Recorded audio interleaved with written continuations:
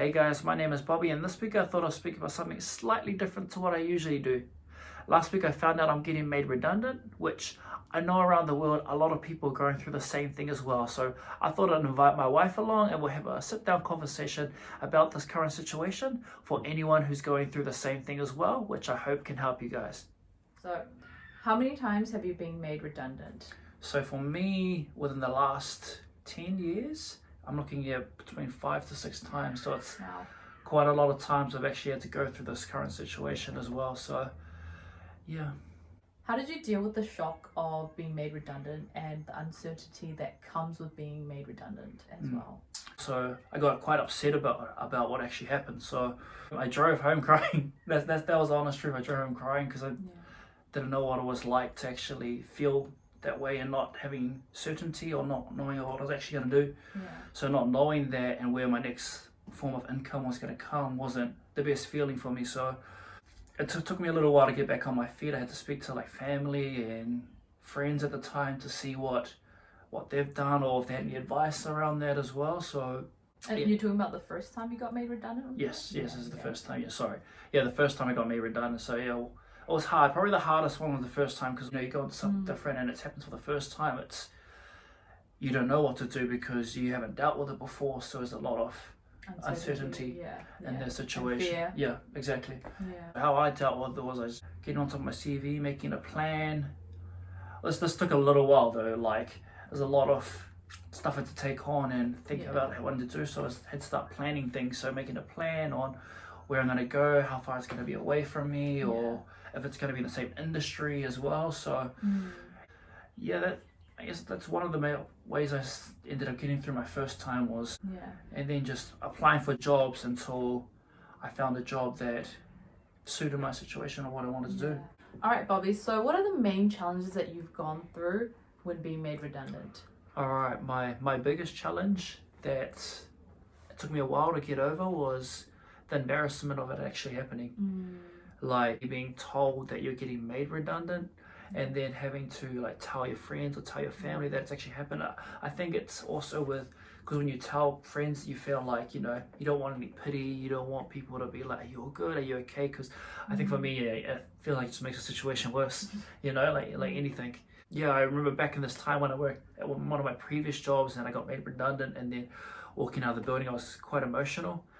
Actually, I was nearly about to cry, and then I walked out of the building. I saw one of my friends walking to work, and he was like yelled out to me. He's like, "You're good." And then I think just from that one person asking me, I was like, "Nah." you know that situation. As soon as he asked me, I just tried to avoid him and tried to run across the road quickly to get in my car, which I kind of did. And then I was like, "Oh yeah, so I'll speak to you tomorrow," like I was coming back. But I think that was quite hard for me because I didn't want him to see me look weak or make him to feel like sorry for me because as a man you have to grow up, you have to be hard, you have to be strong. It's not okay to cry, which it is, but you go through that, and then when that happens, no, I can't let him see that I don't want to be weak. I don't want So it was quite challenging to get through that, and that was probably the best way that I could deal with that situation at the time. So that took me a while to get through. I eventually did, but it did take me a while getting through that. So that was the most challenging thing. That was the most challenging thing. There were plenty of things, but that was the biggest thing that I struggled with getting through that. I'm sure a lot of people at home and a lot of people who've gone through this can really resonate with it.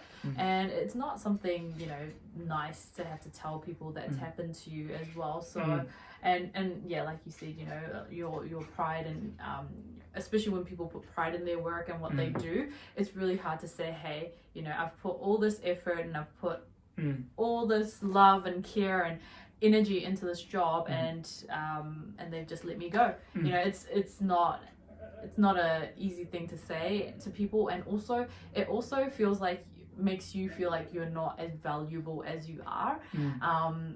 especially initially as well. It does make you feel like, hey, I'm not good enough, I'm not valuable. But in hindsight, if you look at it in the perspective of the company, don't take it personally. It's nothing to do with you, it's just to do with their bottom line, you know.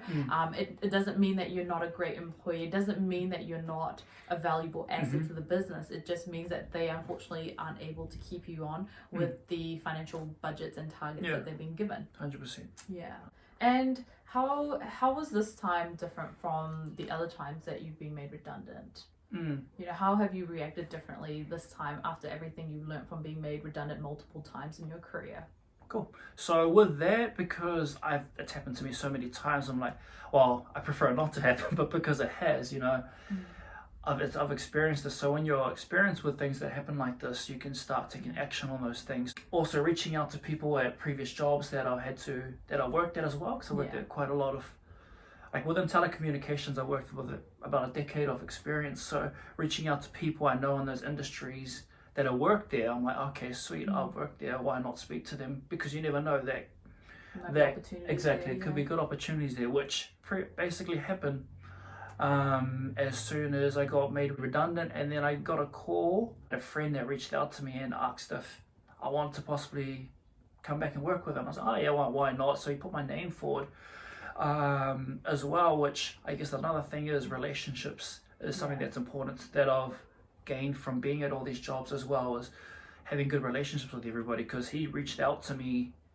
like on the first or second week of the pandemic when we got locked down in New Zealand, and then last week when I found out I got made redundant, I got a call from the company as well asking if I wanted to come back to work for them as well. So building relationships and not always saying no to things, like being open to situations where it might not be the most ideal thing for you, but it's putting yourself in those situations where it could possibly help you in the long term. Yeah. So build relationships, keep those relationships open. And I hope you also picked up from what Bobbie said that when something that's uncertain and can cause a lot of fear happens, instead of focusing on what's out of his control, which is being made redundant, he focused on what he could control. So he focused on, okay, I can go out and look for other jobs. I can connect with friends and family to see if they know of any other jobs out there. I can start putting my CV together, my references, and getting all that sorted, because that's all in his control. And generally when things like this happen, I personally have never been made redundant, but I know that secondhand, finding out that Bobbie's been made redundant, I had a lot of panic and fear myself, because, you know, we're newlyweds, we haven't even moved in together yet, we haven't even found a place yet, and we've just spent a whole bunch of money on a wedding and a honeymoon. So one of us being unemployed was definitely not on our cards at all. So I definitely got some secondhand stress and panic from that, and I just truly commend Bobbie for the way he's handled it, because he, although yes, you know, it's a setback, so he wasn't happy about it, he focused on what he could do to make the situation better and what he can control to move forward, and also to get paid in the future, and to, you know, have a source of income coming. So I think that's a really important takeaway to take away from this, is that the fact that just if something bad happens during this time or any time in your life,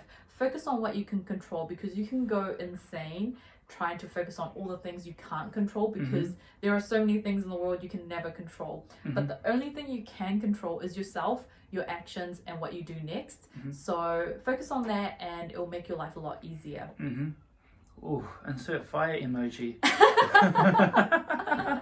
Did you get that all from what I said? Oh, you're welcome.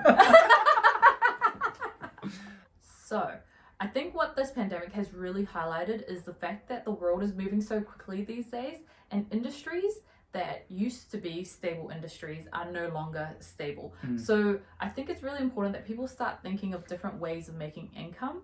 And I definitely can, you know, say that me and Bobbie are also thinking outside of the box in terms of how we make our everyday income. We can't just rely on a 9-to-5 job or a job that we go to every day, and we sort of need to take our own destiny in our hands as well. And I think that's what we've learned from, you know, Bobbie being made redundant multiple times.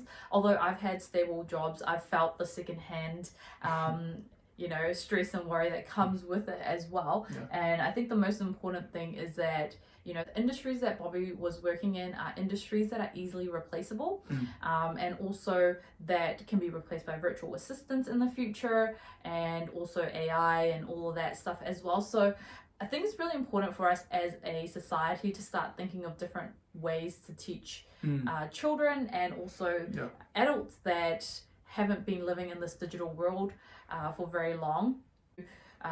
Think about changing jobs before, and just knowing that with your every job that you have, it's not as secure as you might think it is. Like, for example, we've got like the petrol stations. Well, I'm not saying that they're going to get made, lose their job, but there's a real good chance that they will, because they don't need the people in the shop anymore, because all you need is to get the petrol. So you've got like those gas stations they've already set up everywhere, where you just drive and you put the petrol and you just leave straight away. So it's just like not knowing, like, just those things, and that's so true. And I think it's definitely important as well during these times to be aware that we all need to upskill in some way and have other areas that we can work on, and other ways of making money or other skills for the future that we need to develop as well. So everything's going digital, everything's going online. So are you prepared for everything to go online? Are you prepared to work in a role that you haven't seen before? So like Bobbie's saying, traditional jobs like petrol stations are possibly, petrol station workers are possibly not going to be around in the future, which a lot of people have already been, made redundant from those jobs. In the future, there may not be truck drivers, you never know as well, because they're working on technology to replace that. So there's a lot of technology coming in, and it's going to change rapidly. So this isn't going to be our first wave of redundancies in the workforce, and coronavirus and the whole world shutting down has accelerated a lot of things as well. Is what we see. So I think it's really important that you think about your future, and even me who hasn't been made redundant, I'm thinking about my future as well, and thinking, hey, how can I protect my income in the future? Is just having one job that pays me every day, is that going to be the smartest strategy to go around it? So just start thinking of ways that you can make money outside of your normal job as well. It could be another part-time job, it could be a contracting job, it could be doing freelance work, it can be doing some self-employed work. You might do, for example, what Bobbie is looking to do is PT work in the future. I do art, so I might ramp up my artwork and artist commission jobs as well during this time. I think just to go in that, it's just pretty much going back to what you said before, is just taking control of your situation. Do things that you love. So like Shwe-Paul said about PT, is like, I love helping people, so it makes sense for me to do things like that, because it's going online. For the last 8 to 9 weeks, New Zealand, basically all personal trainers have had to go online, which it's either helped a lot of people to move online faster, or then a lot of people have unfortunately had to step away from it as well. So it's making the best of that situation that you're in. And I think also just touching back on what you just said about doing something that you love, not everybody is in a position where they can do that, but it's just finding ways of incorporating what you love into a job. So for example, Bobbie didn't come up with the idea of doing fitness right away, right off the back, when we were trying to figure out what we both love doing that we could do in our spare time or as a full-time job. So it will take you some time, but just write down a whole list of things that you're really good at and you enjoy doing, and then think of all the jobs in the world that could help make that become a reality of doing things that you love. And just because it's something that you love, it doesn't mean that it needs to become your job as well. So for example, hey, just because I love doing art, I may not enjoy doing that as a full-time artist. You never know, but I'll never know until I try that. And then I'll know for future that, hey, I don't enjoy doing this as a job. I enjoy doing it as a hobby instead. And that's what a lot of people do find, that they want to separate their hobbies from their jobs. But also, for example, I love organizing, I love coordinating, I love speaking and communicating. So I'm a recruiter in my day job, and I love doing that. I also love training people, and I also love sharing positive messaging, which is what my YouTube page is for. So, during this time, a lot of good has come out of it. And redundancies sometimes, when you view it as something negative, there are a multitude of things that you can think of that redundancies cause issues to your life. But I urge you and encourage you to look at redundancies as something positive as well, because a redundancy is a reset, right? It's a hold up. Is this the right industry for you? And it's just an opportunity for you to just stop and go, whoa, I didn't expect this coming my way. And what didn't I see before, right? And it might actually be a blessing in disguise. You may be stuck in a job that you didn't love, but because it was stable and secure, you stayed in it for years and years and years. And it might be a blessing in disguise in that way. And you might have a look and go, actually, even though it was stable, I didn't love that job. You know, I didn't actually enjoy doing that. And that's what happened to Bobbie last year, actually. Pretty much, yeah. when he got made redundant from his last job. He was in this, you know, corporate contact center role for a very, very long time, like he said, almost a decade.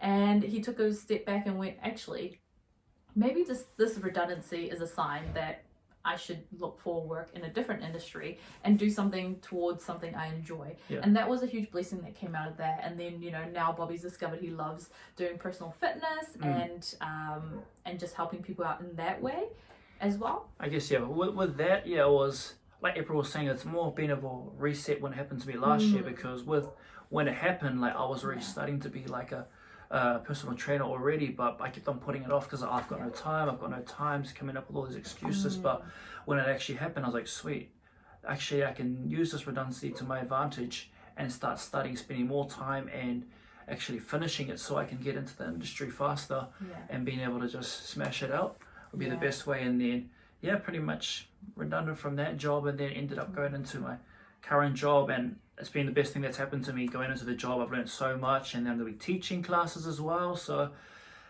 yeah, it's been incredible. And then although the current role that I guess was in, I've been made redundant from it, doesn't mean I can't go back, because they're two separate jobs as well. So I've learned so much about personal training and talking to people, helping people as well. It's just being in the industry, and then I look forward to going back into it, but it just making the best of the situation that I have at the moment. Yeah, definitely. And I think that's always the thing that I've always noticed with Bobbie as well, is that he always looks at the positives more so than the negatives, which is something that he's definitely taught me over the last 8 years. And it is really easy for our minds to go to the worst case scenario and the worst things that are happening and focus on all the negatives, just because that's what we've been conditioned to do. You know, when you are in school, you get told to, you know, what's the problem here? Solve the problem. You don't get told, hey, what's right here? You know, what can you use that's good here? And you get told to, you know, work on your weaknesses and improve those, rather than seeing, hey, these are all the skills that I do have. Here are all my strengths. You know, these are things I'm really good at. Let me build on that. Let me become a master at these things. And that's something that I wish I learned earlier.